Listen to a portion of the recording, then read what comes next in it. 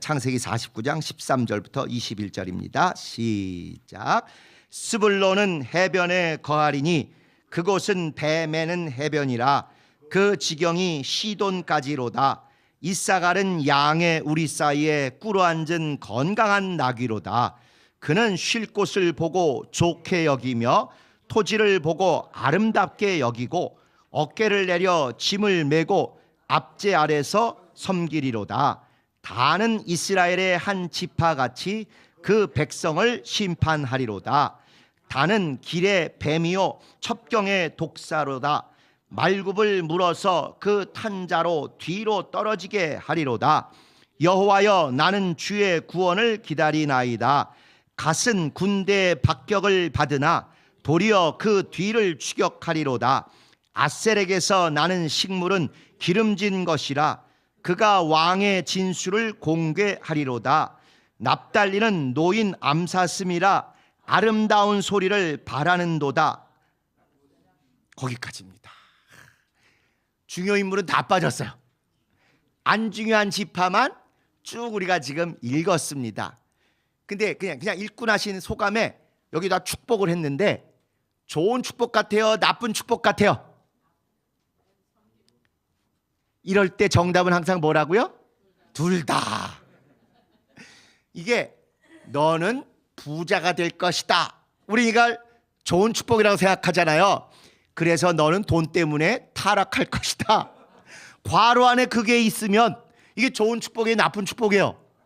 결국 좋을 수도 있고 나쁠 수도 있는데 누구 하기 나름? 자기 하기 나름이잖아요. 여기 나온 이 7지파에 대한 모든 축복이, 6지파 나온 축복이 다 표면적으로는 좋은 얘기와 나쁜 얘기가 섞여 있어요. 반씩. 그러면 그게 자동으로 좋은 건 되고 나쁜 건 안 된다가 아니고, 이게 이렇게 좋은 게 있는데 이게 내게 나쁘게 작용하면 안 되니까 그걸 이루고 나를 조신하게 가려고 노력하라는 얘기고, 또 이런 위험성이나 나쁜 게 너를 기다리니까 너는 끝장이다, 너는 희망이 없다, 절망해라, 이게 아니고, 그럼 이건 절대로 내게 이루어지지 않도록 내가 열심을 다해서 정말 주님의 관심을 끌고 피해가야 되겠다, 이러기를 기대하시는 거예요. 그런데 우리는 축복이나 저주나 이러면 한번 되면 끝장이다, 해봐야 소용없어, 나는 인생 종쳤다, 이렇게 생각하는 경향이 있다 이거죠. 그게 아닌 것을 야곱이 보여주고, 그 이후에 이스라엘의 역사에서 이게 구체적으로 어떻게 되어 있는가 얘기가 쭉 나와 있습니다. 오늘 제목이 그래서 축복 속에 예언이고 또 축복 속에 저주다. 그런데 이게 그걸로 고정되는 게 아니라 결국은 내가 어떤 믿음을 가지고 어떻게 주님 앞에서 발버둥 칠 것이냐, 몸부림칠 것이냐, 그것을 우리가 한번 같이 상고했으면 좋겠습니다. 자, 개요를 먼저 보시죠. 2번의 개요 보시면 야곱이 12아들을 불러서 각각이 후일에 당할 일을 예언함. 르벤과 시므온과 레위, 1, 2, 3번에게 레위에게 부정적인 내용들을 길게 예언함. 이 첫 번째 빠따부터 1번 타자부터 좀 은혜롭고 좋고 충만한 걸 하실 줄 알았는데 부정적인 내용을 또 잠깐도 아니고 길게 했어요. 그 다음에 3번은 이제는 유다, 4번 타자인데 유다에게는 왕권이 대대로 너에겐 임할 것이다 하는 것을 또 길게 예언해 줬어요. 이 야곱은 편애를 어떻게 바꿀 수가 없나 봐요. 자, 그 다음에 우리가 지금 읽은 데가 스불론과 이사갈과 단과 갓과 아셀과 납달리 6지파에게는 짧게 예언했어요. 근데 아까 표현한 대로 좋은 내용과 나쁜 내용 또는 위험한 내용 또는 우려가 되는 내용을 꼭 같이 섞어서 했다. 그 다음에 5번 또 편애의 대상인 요셉에게 권세와 승리와 번성과 목자를 제일 길게 했고, 또 요셉과 함께 그 동생이고 라헬에게서 나온 막내 아들 있지 않습니까? 베냐민에게는 용맹을 또 예언하고, 그 다음에는 12아들들에게 나 죽으면 여기 애굽에 그냥 아무데나 묻지 말고 가나안 땅 막벨라 굴에 있는 가족묘에 나를 꼭 가져가서 장사해라, 유언을 했고 그 다음에 야곱이 기운이 다하여 죽어서 열조에게로 돌아갔다. 이때 열조에게로 돌아갔다는 건 그냥 왜 아브라함의 품에 갔다 이런 거 있지 않습니까? 그런 것처럼 어떤 영적이기도 하지만 그들의 일상적인 비유적인 표현이기도 합니다. 그래서 열조에 가서 실제 간 거는 시신을 들고 막벨라굴에 갔을 때 진짜 아브라함의 품에 간 것이고요. 자, 질문을 보시죠. 이게 이제 축복이고 예언이고 유언이고 유언의 형식을 빈 예언이기도 하고 축복과 저주가 섞인 예언이기도 하고 한편으로는 하나님의 약속과 우리의 노력이 어우러진 그런 내용들입니다. 1번, 왜 12아들에 대한 예언만 있고 딸 디나에 대한 것은 없는가? 근데 우리가 그냥 야곱이 자녀가 몇 명이냐 그러면 우리는 항상 몇 명이라 그런다고요? 12명. 우리가 좋은 사람이 나쁜 사람이요. 나쁜 사람이요. 남자들은 그렇다고 칩시다. 여자분들에게 여쭤봐도 12명이라고 하는 이 여자분들은 어떤 분들이에요? 진짜 나쁜 여자분들이에요. 자기들 일인데. 일녀 12남. 일녀 12남. 잊지 말자. 6.25 뭐 이런 거 있었잖아요. 예전에. 잊지 말자 일녀 12남. 그럼에도 불구하고 가장 중요한 이 축복에는 12아들에 대한 예언만 있고 딸 디나는 아예 존재도 없잖아요. 섭하죠. 이게 어쩔 수 없이 가부장제 사회이고 모든 유산은 남자만 됐었지 않습니까? 나중에 그랬다가 혹시 여러분 기억하지만 슬로브아시라는 사람의 똘똘한 5딸이 아니 우리 집에 아들이 안 태어난 게 우리 아빠 잘못이에요? 창조주 하나님 잘못이에요? 모세에게 딱 따지니까 모세가 할 말이 있어요? 없어요? 없잖아요. 하나님이 안 주셨는데 근데 왜 하나님이 안 주시고서 그게 마치 우리 아빠 잘못인 것처럼 왜 우리는 유산도 못 받게 하냐? 딱 하니까 모세가 옛날 같으면 어땠겠어요? 애굽 왕자일 때 승질로 한 방으로 했을 거라고. 근데 이제 온유해졌잖아요. 모세가 처가살이 40년 하고 나서 사람 됐죠? 그러나 생각하니까 맞네. 그러면 하나님이 여자는 그때 유산을 못하게 한 진짜 이유가 뭘까? 여자는 다른 지파로 결혼을 해서 가버리니 이 땅을 그 여자에게 주면 여기는 요 지파만 살아야 되는데 저 지파 땅이 여기 있으니까 이게 알박기가 되지 않겠느냐? 취지는 결국은 그것이니까 그러면 그들이 얘기한 걸 고려해서 이 여자라도 자기 지파 안에 있는 사람하고 결혼하면 어차피 그 땅이 그 지파 안에 그대로 머물러 있은 집성촌 마냥 그러면 그 여자에게도 그럴 때는 유산하자 이런 게 있었지 않습니까? 그러니까 과거 시대에 그런 율법에 한참 적용해보고 나서 문제점을 아는 거예요. 그 전이니까 여자는 뭐 나가면 뭐라고요? 출가 외인 이러면서 아예 왕따시키고 이렇게 안 줬었는데 또 하나 더 중요한 건 이게 축복도 있지만 그 이후에 이스라엘 12지파가 어떻게 형성됐는지를 얘기하다 보니 결국 12아들에 대한 이야기로 한정될 수밖에 없었던 것 같아요. 그래서 만약에 이런 일이 오늘날 우리 개혁 성락교에서 다시 일어난다면 우리는 하나님께 어떻게 기도해야 돼요?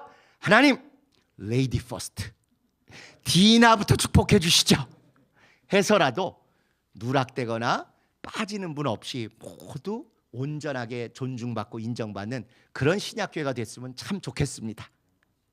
자, 두 번째, 루벤에 대해서 그 앞에 예언하길래 3절에 루벤아 너는 내 장자요 나의 능력이요 나의 기력의 시작이라 위강이 초등하고 권능이 탁월하도다. 좋은 얘기 한참 했는데 물이 끓음 같다고 했어요. 물이 끓음. 4절에 물의 끓음 같았은즉 탁월치 못하리라. 왜 장남 루벤이 물이 끓음 같다는 축복 내지는 예언을 했을까? 느낌이 어떠세요? 물이 끓는 것 같다. 성품이 착하다? 마음이 따뜻하다? 불 같다. 그렇죠? 세 글자로 불 같은 성격. 디귿자로 시작하는 거.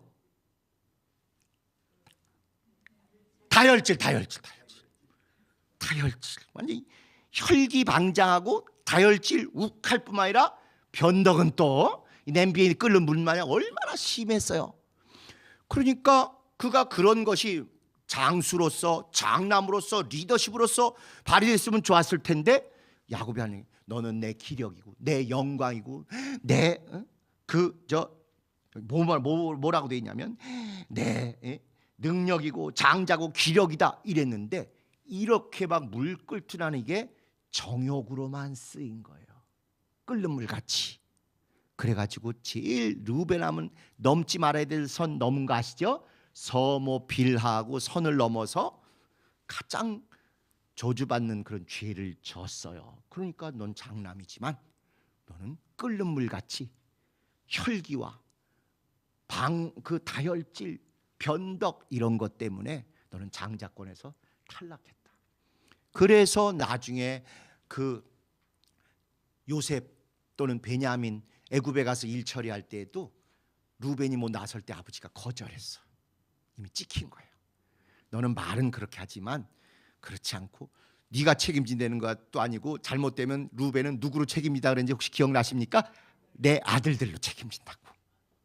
반면에 유다는 내 목숨으로 책임지겠다고. 뿐만 아니라 요셉을 이렇게 막 팔고 이럴 때도 왔다 갔다 했어요. 판단이 물이 끓음같이 변덕스럽게, 또 자기 뜻대로 안 됐다고 징징거리고 내가 그러지 말자고 그랬잖아 이랬다 이거예요. 그래서 어쩌면 요 성품을 꿰뚫어 보고 한 얘기고, 앞으로 너 이거 잘 다스리면서 살아라, 요대로 살아서 망하라가 아니고 넌 이렇다.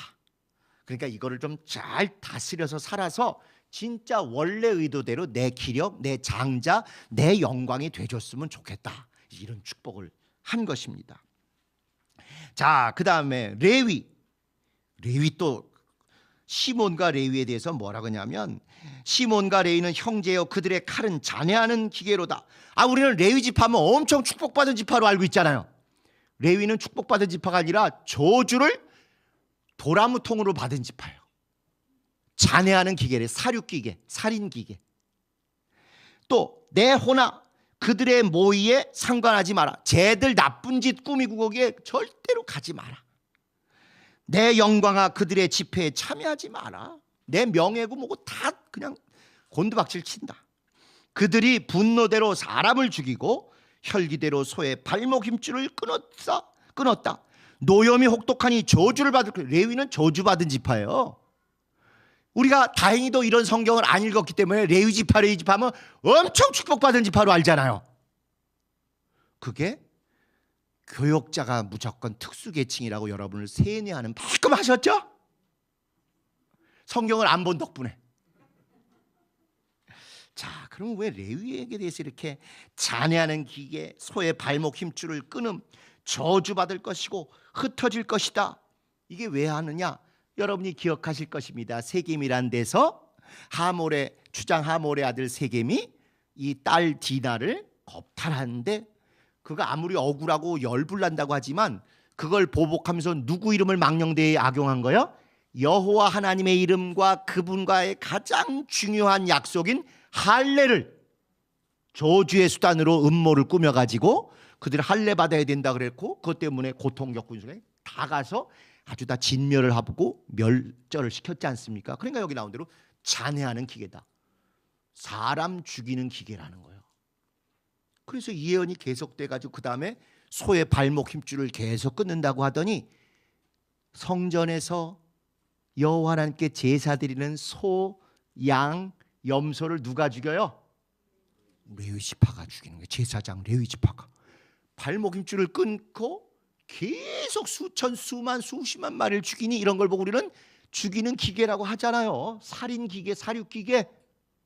그렇게 열심히 하나님의 제물을 죽이는, 어린 양을 죽이고 소를 죽이고 양을 죽이는 연습을 백발백중으로 성공해가지고 결국 누구까지 죽여요? 예수 그리스도, 하나님의 어린 양이신 예수 그리스도까지 죽이는데 100% 성공했어요. 죽이는데 발목 힘줄을 끊어 죽이는 것처럼 십자가에서 손목과 발목에 못을 박아서 죽이는 역할을 레위 지파가 하는 거예요. 그러니 제사장 지파 축복이에요, 저주예요? 그동안 제사장 지파 축복으로 생각하셨어요, 저주라고 생각하셨어요? 축복이라고 우리가 생각했죠. 정말 어떤 의미에서 축복 틀리지 않습니다. 그런데 분별 없이 습관을 쫓아 계속하다 보니 절대로 죽이지 말아야 될 똑같은 레위 지파, 똑같은 제사장이었어도 저건 아닌 것 같다 빠진 사람이 있겠죠. 그런데 자기들의 욕심, 대제사장 가야바처럼 저 예수 저건 마음에 안 들어. 제가 성전 다 헐어버리는 바람에 우리 이제 다 실업자 되게 생겼어. 저거 제거해서 하나 제거하고 우리가 먹고 사는 게 낫지. 저 예수를 그냥 두면 우리 다 망한다. 이렇게 악심까지 더해서 지금까지 조상 대대로 살인기계 역할을 100% 수행한 걸 마지막 100%까지 예수 그리스도의 발목 힘줄을 끊어서 죽였어요. 그래서 그 같이 한 게 시므이와 시므이가 아니라 시므온 지파와 레위 지파다 보니 둘 다 흩어져 가지고 시므온 지파는 나중에 유다 지파에 흡수돼서 흔적이 없어졌어요. 레위 지파도 이때 흩어질 것이다 해가지고 실제로 가나안 땅 들어간 다음에요. 어떤 의미에선 축복인데 우리가 도피성 6개는 아시죠? 성경에는 도피성만 있는 게 아니라 각 지파 있는 곳마다 레위인들이 흩어져 살도록 레위의 성읍 48개를 성경에 써놨어요. 우리가 안 배워봐서 그런 게 있음도 듣지 못했노라 이럴 수 있지만 결국 다른 지파는 다 모여 살았는데 레위 지파만 이것들이 모이면 사륙을 하고 이럴 것 같으니까 48개로 다 흩어져서 살아서 예언대로. 자, 그러니까 흩어져 사는 게 축복이에요, 저주예요? 그렇게 자꾸 낚이시면 안 되고, 그것도 흩어져서 거기서 빛을 발하고 하나님을 더 잘 섬기고 율법대로 사는 모습을 보여서 다른 지파들이 볼 때 우리도 저렇게 살아야 돼. 우리는 대충 살아서 저 레위 지파처럼 못 살지만 그래도 저렇게 살려고 노력해야 돼. 얘들아, 아빠 본받지 말고 저 레위 지파 본받아서 우리 열심히 살자. 이랬으면 축복인 거예요. 그런데 그렇게 하라고 결국 흩어지고 지금까지 이스라엘이 아무리 회복하려 해도 이 레위 지파 제사장 가문을 다 회복하지를 못했어요. 결국 흩어졌어요. 인류 역사에. 그래서 혹시 외국인 이름 중에 코헨이라는 이름이 있는 사람을 볼 경우나 들으실 경우가 있어요. 코헨이라는 단어가 제사장이라는 뜻이에요. 그러니까 외국 사람 중에 코헨이 있으면 저 사람이 유대인인 것 같다. 나름 자기들이 레위 지파 제사장 가문이라고 어떤 혈통을 자기 나름대로 가졌나 보다. 그래서 그들의 성씨가 코헨인가 보다. 이렇게 짐작하시면 돼요. 그래서 이 약속이 그대로 이루어지는데 양면성이 있는 거예요. 주님을 섬기고 제사 지내고 백성들을 축복하고 율법을 지키고 이런 면에서는 축복이지만 그걸 독점하고 계급이 되고 그거에 젖어서 분별을 못하고 종교 지도자처럼 이렇게 되면 저주가 돼서 결국은 예수님마저도 알아보지 못하고 죽이는 하나님의 원수짓을 하게 됐어요.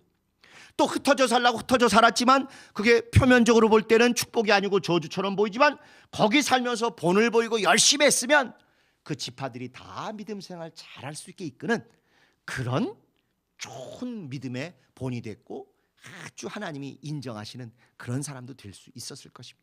그래서 이 49장을 읽으면서는 계속 그 양면성, 하나님이 이렇다고 말씀하셨는데 좋은 쪽으로 가더라도 그것이 부작용이 안 나고 타락하지 않도록, 나쁜 쪽에 얘기하셔도 절대 그것이 이루어지지 않도록 내가 회개하고 믿음을 지키려고 열심히 하라는 게 전부에 흘러가고 있는 하나님의 뜻입니다.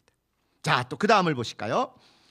유다에 대해서는 찬송이다, 절할 것이다, 사자다, 홀이 그를 떠나지 않을 것이다, 지팡이가 그를 떠나지 않을 것이다. 요 실로라는 단어가 이제 지명이냐 뭐냐 이게 학자들이 아직도 연구합니다만 어쨌건 좋은 뜻이에요. 실로다. 또 모든 사람이 복종할 것이다. 나귀 타고 올 것이다. 또 포도주가 끊이지 않고 뭐 이런 얘기들이 다 있어요. 이거 다 좋은 얘기 나쁜 얘기예요? 좋은 얘기입니다. 전부 이게 왕권에 대한 얘기고 메시아에 대한 얘기고 결국 예수님께서 오셔서 다 이루신 이야기예요. 그런데 그 유다 지파가 예수 오시기 전에 하나님이 특별히 다윗을 통해서 그 유다 지파 왕 되도록 이게 다 이루어지도록 하셨지만 그들이 하나님을 잘 섬겼어요? 우상 섬기듯 했어요? 우상 섬기듯 해서 가장 끝까지 목숨을 다해서 지켜야 될 예루살렘 성과 예루살렘 성전과 법궤와 이런 거 다 망가뜨리고 폭삭망하고 무너지게 했어요. 하나님이 이렇게 약속하시고 이렇게 밀어주시고 이렇게 실제로 이루어지도록 하셨건만 그들의 착각은 뭐냐? 아, 우린 절대 안 망해. 예전에 유명한 영화 중에 동방불패 이런 거 아시죠? 동방불패. 에? 절대 우리는 안 진다. 그걸 본따서 시온불패. 우리 시온산, 시온성전, 시온산에 있는 왕궁과 하나님의 성전은 절대로 안 망한다. 우리가 무슨 깽판을 쳐도 우리는 택한 백성이라 절대 안 망한다고 착각 중에 제일 큰 착각을 했어요. 그러니까 하나님이 그때 뭐라 그러셨냐? 딱 4번을 보이신 거예요. 놀고 있네.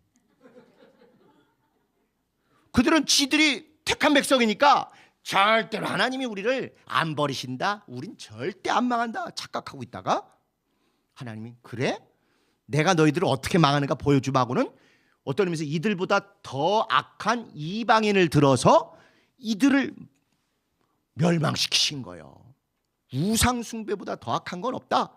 그런데 뭐 니들이 택한 백성이라고 대충 엉망으로 살아도 내가 끝까지 옹야옹야하고 봐줄 줄 알아? 그건 날 너무 모르는 것이다 하고 멸망을 시켰어요. 그러니 가장 큰 축복을 받은 지파인데도 이렇게 가장 나라를 말아먹은 지파가 된 게 바로 유다 지파입니다. 왜? 왕권을 계속 세습을 인정해 주는 바람에. 예언자들은 세습이 아니라 믿음으로 그때그때 부름받다 보니까 예언자들은 항상 깨어있고 영감이 살아있고 말씀으로 하나님을 섬겼는데 이 왕들은 세습을 하다 보니까 노력 안 해도 되잖아요. 그래서 이 지경이 됐던 거죠. 자, 그 다음에 우리가 읽은 스불론, 이사갈, 단, 갓, 아셀, 납달리 예언들은 저절로 이루어지는 것인가? 아니요, 이것도 다 양면성이요. 예를 들면 스불론은 해변의 거할이니 그것은 뱀에는 해변이라 그 지경이 시돈까지로다. 지중해 연안에서 요 아주 항구가 있고 옛날은 돈 벌려면 항구가 돈 버는 거잖아요. 무역하고. 그러니까 돈 벌고 아주 부유했는데 그러면 뭐가 제일 먼저 들어와요? 우상이 제일 먼저 들어와요. 시돈에서 이세벨이 들어오듯이 그 해안지대 우리도 그래서 마약이 서울에서 먼저 퍼져요? 부산에서 먼저 퍼져요? 부산 사람들이 나쁜 사람이어서 그럴까요? 아니고 항구 도시가 항상 외국 문물이 먼저 들어오고 선원들이 내내 몇 달을 바다에 있다가 육지에 상륙했으니 성적인 면에서나 범죄에서나 스트레스 받은 게 얼마나 거칠겠어요. 그래서 항구 도시들이 한편으로는 개방도 빨리 되고 또 외국에서도 외국 문물도 빨리 받아들이지만 타락이나 범죄나 이런 것들이 본의 아니게 심해지는 것입니다. 이 스불론도 그렇게 아주 해안에 융서하고 흥청망청하는 그런 도시다 보니 물질은 좀 풍요롭고 이럴지 모르지만 타락과 우상 숭배는 어디보다 더 흔해지는 거예요. 이사갈도 양의 우리 사이에 꿇어앉은 건장한 나귀로다. 그림 좋아요, 나빠요? 양이 세요, 나귀가 세요? 나귀가 세죠.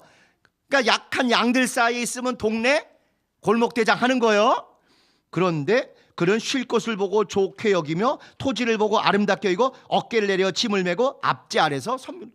그런데 이렇게 놀고 먹기 좋은 만만한 애들 쌓여 있으니까 노력을 해야 안 해요? 안 해. 그러니까 대충 살다가 오히려 앞제 그 밑에서 이렇게 섬기게 될 것이다. 대한민국 왜 오늘날 이렇게 잘 발전했다고요? 뭐가 많아서? 지하 자원이 많아서? 국토가 넓어서? 땅이 좋아서? 아무것도 없어서. 믿을 거라고 뭐밖에 없다고요? 사람, 머리, 교육. 되게 축복의 얘기를 했는데 결국 그 축복과 안락과 평안함 때문에 경계심이나 노력이나 치열한 삶이 부족하다 보니 압제당하고 점령당하고 이렇게 했다는 것입니다. 축복이에요? 저주예요? 양면이 다 있다는 거죠. 단은 이스라엘의 한 지파같이 그 백성을 심판하다. 단이라는 단어가 심판하다는 뜻이에요. 멋지잖아요. 아주 이거 큰 지파인가 보다. 세다. 뭔가를 좀 권력과 권위가 있는 지파인가 보다. 그런데 그 지파가 심판자가 되려면 간사해야 돼요, 공평해야 돼요? 대법관이 간사해야 돼요, 공평해야 돼요? 헌법재판관이 간사해야 돼요, 공평해야 돼요? 결과는 우리가 몰라요. 어쨌건 그런데 그 다음에 뭐라 하냐면 다는 길의 뱀이요 첩경의 독사리로다. 은혜로워요? 분위기가 확 바뀌었죠. 그리고는 말굽을 물어서 그 탄자를 뒤로 떨어지게 하는도다. 이게 뭐예요? 원리 원칙대로 정의합당하게 재판을 해야 되는데 심판하는 단이라는 지파가 하는 일이 지금 그걸 안 하고 몰래 가서 뒤통수 치고 발꿈치를 확 물어가지고 고꾸라뜨리고 이런 치사한 일을 한다는 거예요. 이름과 권위는 축복이었는데 하는 짓은 이렇게 하게 될 것이다. 그러면 단은 어떻게 해야 될 거예요? 우리 조심해야 된다. 자중해야 된다. 우리에게 큰 위엄과 영광은 맡기셨지만 우리가 확 했다가는 우린 진짜 못된 짓 할 지파다. 경계를 해야 되는데 사사기에 보면 다른 지파에서 다른 지방에서 우상 만들고 이런 거 딱 보니까 좋아 보이는 거예요. 레위 지파 하는 거. 저거 우리가 가로채자 해가지고 가로채고 몹쓸 짓을 앞장서 사는 뱀이 돼가지고 나귀 탄자를 뒤에서 뒤통수 치고 발목 물고 그런 짓을 또 합니다. 차라리 너는 진짜 간사하고 진짜 사악한 놈인데 너 회개해야 쓰임받는다 이랬으면 그래 우리는 못된 놈들이다. 우리는 진짜 정직하게 살려고 노력 많이 해야 된다. 이렇게 달라졌을 것 같아요. 이 양면성입니다. 여기 나오는 축복과 또 갓도요. 갓은 군대의 박격을 받으나 도리어 그 뒤를 추격하라. 갓은 별 볼 일 없나 봐요. 맨날 누가 와서 군대들이 와가지고 괴롭히고 추격하고 내쫓는데 그런데 전세 역전돼 가지고 갓은 오히려 그 뒤를 추격하려다. 내가 도와주면 하나님이 함께 하시면 갓은 너희들은 별 볼 일 없어 맨날 시달릴 것이다. 그러면 포기하자. 우리는 뭐 해봐야 소용없어. 우린 맨날 이 모양 이 꼴이야. 이러고 좌절하고 낙담하고 패배주의에 빠질 것인지 그래도 우리가 기댈 것은 하나님밖에 없지 않냐고 열심히 매달리고 열심히 부르짖었더니 하나님의 역전으로 오히려 하나가 천을 쫓는 이런 일이 나올 수 있다는 거예요. 그러니 너희들이 선택하라는 거예요. 너희 원래 규모나 속성으로 보면 맨날 쫓기고 동네 북마냥 이리저리 시달릴 텐데 그렇게 살래? 아니면 믿음을 도전해서 너희들이 오히려 다른 군대들을 쫓아가는 그런 지파가 될래? 여러분 혹시 부모님 원망들 많이 하셨습니까? 사시면서 가엾은 어머니 왜 나를 낳으셨나요? 옛날 이런 이용복이라는 눈 안 보이시는 가수가 부른 이 노래 기억하실 거예요? 엄마 왜 날 이렇게 낳아가지고 아빠 왜 우리 집은 이 모양 이 꼴이어서 그거 예수 안에서는 정말 부질없다는 것입니다. 심지어 저주를 이렇게 선언했어도 자기 하기 나름에 따라서 오히려 쫓기고 시달리는 백성 지파가 다른 나라 군대를 내쫓고 승리하는 그런 군대로 만들어 주시겠다는 거 아니겠습니까? 아셀도 아셀에게서 나는 식물은 기름진 것이라 그가 왕의 진수성찬을 공개하리로다. 이게 이제 비옥한 땅에 아셀이 있어가지고 이래요. 그런데 이렇게 비옥한 땅에 잘 먹고 잘 살면 그 주변에서 가만두나요? 계속 침범하고 시달리고 뜯기고 이렇게 되는 거예요. 만약에 이거에 안주하고 잘난 척하면 더 미움받고 더 터지는 거죠. 또 납달리는 노인 암사슴이라 아름다운 소리를 바라는도다. 마찬가지입니다. 암사슴이고 아름답고 그러면 옛날에 노변장화라는 말 있지 않습니까? 길거리에 예쁜 꽃이 이렇게 피어 있으면 어떻게 된다고요? 이놈이 꺾고 저놈이 꺾고 해가지고 참 그 삶이 너무 기구하고 힘들었던 얘기 간혹 들으시잖아요. 여기도 많으실 것 같은데 너무 미인들이 많으셔가지고 아니 우리는 그런 거에 일초 상관없이 평안하게 사셨어요? 하여튼 암사슴이다 소리가 좋다 이런 것들은 가만 안 뒀던 거예요. 이 지파들이 계속 시달렸던 거예요. 마지막 이렇게 해서 다 지파들마다 이 짤막짤막하게 6지파에게 축복과 저주와 그 갈림길 같은 또는 그것이 양면성 있는 얘기를 계속 하시면서 너희가 나를 믿고 그 다음에 그것을 위해서 노력할 것이냐 아니면 그냥 냅둬요 난 이렇게 됐으니까 이렇게 살래요 하고 갈 것이냐 결정하라는 것입니다. 자, 그 다음에 이제 요셉은 또 별도로 굉장히 제일 긴 분량에 강하고 풍요롭고 뛰어난 것에 있다고 하고, 또 하나 뭐라고 되어 있냐면요, 24절에 이게 아주 유명한 구절인데, 요셉의 활이 도리어 견강하며 그의 팔이 힘이 있으니 야곱의 전능자의 손을 힘입음이라. 그로부터, 요셉으로부터 이스라엘의 반석인 목자가 나도다. 이런 엄청난 약속이 있어요, 요셉에게. 그러면 반석, 목자, 이거 다 누구에 대한 표현입니까? 예수 그리스도 왕에 대한 것이고, 그건 유다 지파 거잖아요. 그런데 야곱이 지금 기력이 없거나 좀 정신이 헷가닥해서 그런 걸까? 그건 아니겠죠. 지금은 진짜 기력은 약할지 모르지만 성령에 충만하게 해서 복을 비는데, 바로 이렇게 요셉 지파에서 목자가 날 것이다 해서 나온 사람이 요셉의 두 아들 중에 하나인 에브라임 지파에서 여호수아가 나온 것입니다. 여호수아. 가나안 땅에 누가 데리고 들어갔어요? 목자처럼 여호수아가 데려갔고, 여호수아라는 이름이 무슨 뜻이라고요? 예수라는 이름 뜻이라 그랬잖아요. 그러니까 저 영광의 하늘나라에는 우리의 영원한 목자 대신 예수라는 목자가 데려가고, 땅의 그 예표인 가나안 땅에는 똑같은 예수라는 뜻인 여호수아라는 목자가 데리고 들어간 것입니다. 그렇게 들어간 다음에도 또 이스라엘 목자처럼 가장 잘 끌어갔던 사람이 사무엘이잖아요.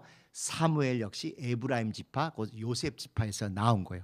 그래서 여기 유명한 목자가 나온다, 이제 이런 게 있는 거죠. 자, 막내 베냐민도 이제 한 줄 딱 했는데 27절에 베냐민은 물어뜯는 일이라. 아침에는 빼앗은 것을 먹고 저녁에는 움킨 것을 나누려다. 어떻게 은혜롭고 좋은 것 같아요? 나쁘고 쌀벌한 것 같아요? 둘 다. 진짜 우리가 어른이 되기 위해서 성경을 있는 그대로 보시기 위해서 이제는 하나님은 우리에게 눈가를 왜 두 개를 주셨겠어요? 선글라스 끼라고? 아니고 이쪽 눈으로 보는 것과 이쪽 눈으로 보는 게 합쳐져야 제대로 보이는 거라서 그런 것 같아요. 그래가지고 물어뜯는 일이다. 사실 요셉은, 베냐민은 뭐 발언한 게 하나도 없어요.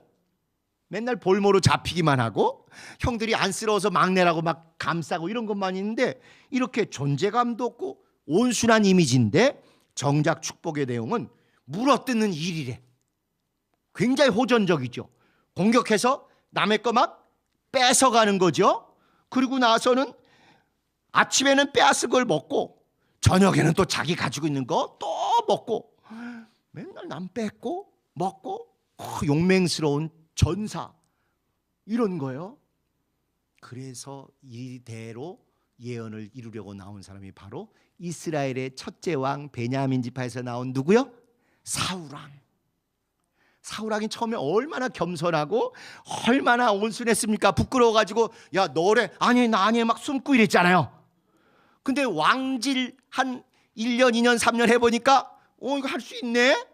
뭐 내가 아니 사무엘만 제사 지내나, 나도 기름 부음 받은 왕인데 내가 해버리지. 우리 하는 말 있잖아요. 4글자짜리 역시 많이 컸다. 사울왕이 점점 컸잖아요. 왕이 되고. 그러니까 배는 게 없고 아나무인 되고 하나님도 무시하고, 사무엘이 이건 하지 마십시오, 다 죽이십시오, 하나님께 다 바치십시오, 이런데도 에이 내가 왕인데 누구 말을 들어, 이렇게 자꾸 하잖아요. 온순하고 조용한 이미지였던 그 베냐민의 모습에서 움켜쥐고 사륙하고 뜯어내고 이런 모습으로 바뀌었고요.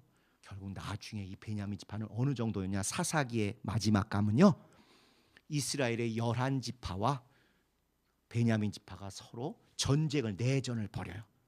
기억하시는지 모르지만 그 전쟁을 벌이는 중간에 이간하는 짓을 한 게 레위인이고, 레위인이 있어서는 안 된 첩을 가지고 있다가 첩이 토막 살인 사건이 일어나고, 사실은 지가 잘랐어요, 토막은. 그리고 다른 베냐민 땅에 있는 기브온 사람들이 잘랐다고 거짓말을 하는 거예요. 그 종교인이 중간에 농간을 놓으니까 사람들이 이성을 못 찾는 거예요. 그러니까 정치에 종교가 개입되기 시작하면 우리나라도 어떻게 될지 모르는 것입니다. 그렇게 되는 가운데 베냐민은 저것들 나를 감히 우습게 여겨 하고는 베냐민 지파 하나가 이스라엘 11지파하고 맞짱을 떴어요. 어떻게 됐겠어요? 완전히 다 몰살당하기 직전까지 갔다가 또 그래서 12지파 중에 하나가 없어지면 우리가 하나님 뜻을 안 이루는 거 아니야, 그래가지고 또 처녀 보쌈 작전도 벌어지고 뭐 그런 일이 사사기에 많습니다. 그 모든 민폐를 끼친 지파가 베냐민 지파예요. 얌전하고 조용한 줄 알았는데 물어뜯는 일이고 빼앗은 것을 먹고 움킨 것을 나누리라, 이런 예언이 이루어졌다 하는 것이죠. 자, 그래서 이런 것들이 벌어지면 예언과 축복을 우리가 앞으로 손자 손녀들 위해서 여러분들이 계속 손을 얹고 이제 하실 터인데, 그랬다고 자동으로 이제는 다 된다, 나는 이제 잘 되게 돼 있어, 이렇게 하는 것을 운명론이라고 하지 않습니까? 숙명론, 낙관론, 감나무 밑에서 입 벌리고 있기, 이렇게 되는 거예요. 또 어떤 사람은 그 고사 중에는 수주대토라는 말이 있어요. 수주대토. 어떤 사람이 이렇게 길가에서 저 보니까 어떤 토끼 한 마리가 막 열심히 뛰어가다가 한눈 팔아가지고 나무에 콱 부딪혔어요. 즉사. 그러니까 이 사람이 쑥 가지고 맨떡이 하고 토끼를 귀 잡고 이제 집에 와서 토끼탕을 끓여 먹었죠. 토끼 고기를 구워 먹든지. 생각해보니까 이거 앞으로 그 나무에 와서 계속 부딪힐 것 같아.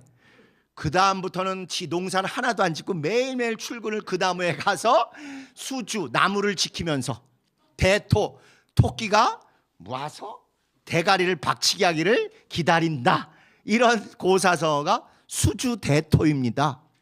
축복받았다고, 나는 안수받았다고, 나는 하나님이 복 주신데 난 열심히, 나는 그냥 이렇게 살면 다 잘 될 거야, 엄마 나 복 받았지, 그래 복 받았어, 넌 아니요, 복의 약속을 받은 것이잖아요. 그러면 마치 야곱이 어쨌거나 자기가 태중에서부터 받은 복을 이루겠다고 때로는 불법도 때로는 열심도 막 이렇게 번복이 되는 것처럼, 반면에 요셉은 자기가 복으로 받은 그 꿈을 이루려고 얼마나 산전수전, 공중전, 지하전까지 했잖아요. 그러면서 그 복을 이루려고, 복의 열매를 보려고 얼마나 노력했습니까? 나무 옆에 앉아서 토끼야 와라 부딪혀라, 토끼야 와라 부딪혀라, 이게 아니다 이거요. 감나무 밑에서 입 벌리고 하나님 내가 헌금 많이 했으니까 알아서 채워주세요, 감 떨어져라 뚝딱, 아니다 이거요, 아니다 이거요. 숙명론, 운명론, 낙관론, 믿음 아닙니다. 주님이 다 알아서 해주실 거야, 우리 교회는 주님이 세우신 교회니까 다 알아서 할 거야, 아니요. 마귀가 가장 공격할 교회가 우리 교회다 하는 경계심과 정말 내 집을 지키는 것보다 더 진지한 마음으로 우리가 과거의 교회를 지켜온 것과 마음은 같되 생각은 훨씬 더 성숙한 마음으로 교회를 우리가 새롭게 세우고 지키고 이래야 하지 않겠습니까? 자, 이제 요약 보시죠. 야곱이 장자권의 후보인 루벤, 시므온, 레위, 유다, 요셉, 요 5명은 길게 예언했어요. 특별히 아페스에서는 부정적으로 길게 얘기했어요. 나쁜 내용으로. 루벤, 시므온, 레위, 이게 실제로 출생순이고, 그러나 그 뒤 유다나 요셉은 긍정적으로 길게 했는데 유다는 결국 남왕국 전체의 대표가 됐고, 요셉은 그 아들인 에브라임으로 말미암아 요 북왕국 전체 10지파의 대표가 돼서 이들이 실제적으로 장자권을 행사를 하게 됐던 것이죠. 자, 2번 야곱이 스불론, 이사갈, 단, 갓, 아셀, 납달리, 그리고 베냐민에게는 짧게 예언했는데 다 양면성이 있다. 3번 야곱이 자신을 가나안 땅 막벨라의 가족묘에 장사할 것을 유언하고 죽었다. 이렇게 해서 우리가 49장 그 유명한 축복의 야곱의 축복이 있는 장을 다 봤습니다. 저 장 앞에 건 다 잊어버리셔도 시험에 나오는 건 항상 마지막 3줄이에요. 학교 다니실 때 다 기억하시죠? 앞 시간에 줘라도 선생님이 요거는 꼭 외워라, 그거 시험 문제 나오는 것입니다. 자, 저 장 1번 장남이라든가 뭐 이런 혈통과 조건의 유리함에 방심하고 살 건지, 난 장남이라 아버지가 다 알아서 챙겨줄 거야 이러고 노력 안 하고 대충 살 건지, 아니면 그 다음에 상황이 아니고 상황과 여건의 불리함을 알고 신앙으로 뛰어넘을 것인지, 각자 하기 나름이라는 거예요. 딱 요 얘기가 농부의 집안인 가인이 아버지로부터 아담으로부터 농토를 물려받아서 그 벼농사를 잘 짓고 곡식을 잘 키웠다가 그냥 대충 제사 지내서 연락 못 받은 그 이야기와, 그 집안은 농부다 보니까 목축은 열심히 안 하는 거였거든요. 그런데 어쨌건 살기 위해서 목축을 하고 양이 새끼를 낳으니까 처음 태어나자마자 나는 하나님께 관심 못 끌면 희망이 없다 하고 하나님께 먼저 가서 첫 새끼를 드린 아벨의 이야기를 그대로 보여주는 것입니다. 혈통과 조건이 유리해서 거저 먹을 걸로 대충 사는 사람과 조건이나 상황이나 여건이 너무 불리해서 나는 하나님이 특별히 긍휼히 여겨주시지 않으면 길이 안 보인다. 우리 집은 재벌 가문도 아니고 우리 집은 뭐 삐까번쩍한 집안이 아니라서 내가 주님의 은혜를 입고 노력하지 않으면 길이 없다고 열심히 산 그런 믿음의 가문을 만들 것인지는 우리 몫이다. 약속과 보장도 하셨고 주목도 하시는데 스위치는 뜻밖에도 우리한테 주셨지 하나님이 알아서 다 하시지는 않는다. 특히 우리 성락교인들 누구보다 우리가 먼저 그의 나라와 그의 의를 구하는 데는 정말 목숨을 다하듯 수십 년을 해왔지 않습니까? 이제 이 모든 것도 더하시라는 약속이 이루어지기 위해서 우리가 과거에 잘했던 것은 계속하고 과거에 조금 우리가 어긋나거나 미진했던 것 있으면 그거 보충해서 반드시 리브가 말한 것처럼 저주일랑은 엄마가 덮어 쓰겠으니 축복은 내가 당하라 하고 야곱에게 이야기한 것처럼 그런 주님의 축복이 우리 자녀들에게 손자들에게 꼭 넘쳐나게 하는데 우리 꼭 앞장서십시다. 그건 꼭 이뤄내십시다. 2번, 그래서 꿈이 이루어지기를 기다리는 감나무 밑인가, 꿈을 이루려고 힘을 다하는 통나무 위인가. 이거 뭔 얘기 같아? 통나무 위. 왜 미국 같은 데서 물 위에 통나무 둘이 올라가지고 서로 돌리면서 떨어뜨리게 하는 거 이런 거 보신 적 있어요?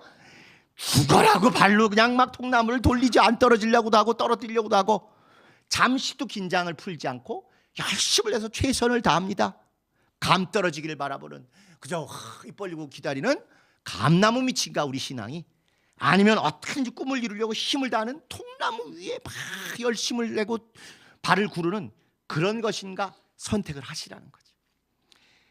유다 왕의 호를 이루려는 유대인인가? 유다 지파에게는 왕의 홀이 너를 떠나지 않으리라 했는데 지금도 육체의 유다의 호를 가지고는 유대인의 왕을 기다리는 그런 유다 왕의 호를 이루는 유대인인가? 예수 왕의 호를 이루려는 크리스찬인가? 우리는 혈통이나 민족이 아니라 그걸 다 뛰어넘어서 우리 주 예수 그리스도 만왕의 왕이시고 온 백성, 온 열방, 온 민족의 모두가 영접해야 될 영광의 왕이신 걸 먼저 만난 우리가 정말 땅끝까지 가서 전해야 될 사명이 있는 것이죠. 그래서 이렇게 하나님의 축복 49장에 나온 것은 12형제 작은 것에서 쭉 확장이 돼가지고 12지파 유대인 전체가 된 것이고, 또 하나는 양면성이 있어서 그걸 믿고 순종하고 노력하는 것에 따라서 축복으로 주셨건만 저주로 결과할 수도 있고, 저주처럼 선언하셨지만 진짜 주님 안에서 예수 안에서 역전해가지고 축복으로 만들 수 있다. 이게 중요합니다. 다시 한번 기억해 보십시오. 야곱의 70의 가족이 애굽에 들어갔다가 나와서 유대인 전체가 됐잖아요.